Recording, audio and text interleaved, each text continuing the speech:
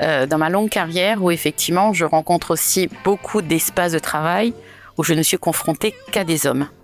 Et donc c'est vrai que j'ai déjà eu parfois des expériences cocasses, on va dire particulières, de réunions. L'une des premières où une fois j'étais dans une réunion avec mon autorité et je m'entends dire au moins celle-là elle a des couilles.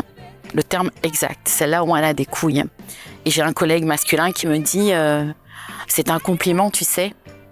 Et je lui dis j'ignorais que le courage était masculin.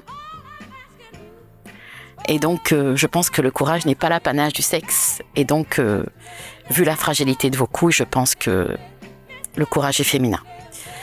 Et ça a donc calmé la réunion pour un moment. Et donc, voilà, première des situations assez cocasses.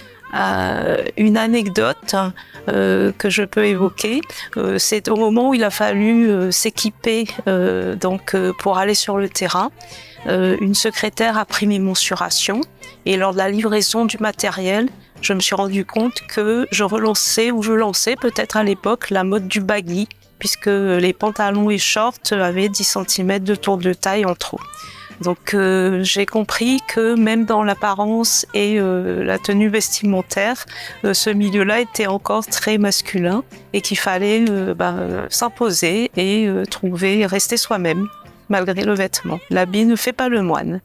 Mon anecdote est quelque chose dont j'ai pris conscience très tard. J'avais 23 ans. Je sortais à peine de l'université et je suis arrivée dans une collectivité avec, en tant que cadre A, donc ingénieur, avec des directeurs qui avaient un certain âge quand même. Il y avait Monsieur X, Monsieur Y, Monsieur Z et Raïssa. Je me suis pas focalisée sur cette petite différence en me disant, même je pense que sur le coup, je l'ai positivé. En me disant, il a la considération pour moi, il m'appelle Raïssa. Et première réunion de service, ça se passe comme ça.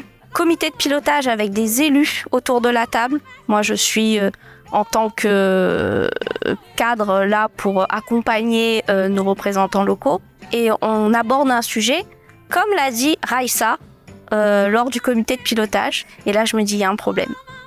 Pourquoi tout le monde se vouvoie, tout le monde s'appelle par leur nom de famille et moi c'est Raïssa. Un stagiaire arrive ou un jeune arrive dans le service et lui c'est monsieur. J'ai beaucoup réfléchi à ça et j'en suis arrivée au point où en fait c'est du sexisme mais du sexisme habituel. Le fait d'être une femme ne m'a pas vraiment posé d'énormes problèmes mais j'ai quand même ressenti à certains moments de ma carrière des petites phrases, des petites remarques ou des petits pics, des petits trucs comme ça qui me faisaient comprendre que comme j'étais une femme, surtout une jeune femme, j'étais pas forcément prise au sérieux. Avec le temps, tout ça a changé parce que moi aussi j'ai pris conscience de ça, j'ai pris conscience de mon pouvoir de femme et de ce que je pouvais justement exercer sur ces petites piques, ces petites façons où on disait non mais de toute façon ça va pas durer ou voilà souvent on dit c'est comme le féminisme, on dit oui c'est la mode, c'est pour ça que tout le monde parle du féminisme et s'inclut dans ce mouvement-là alors qu'en fait pas du tout, c'est pas une mode de faire valoir ses droits, c'est pas une mode d'exister, c'est pas une mode de faire entendre sa voix en tant que femme et en tant qu'artiste.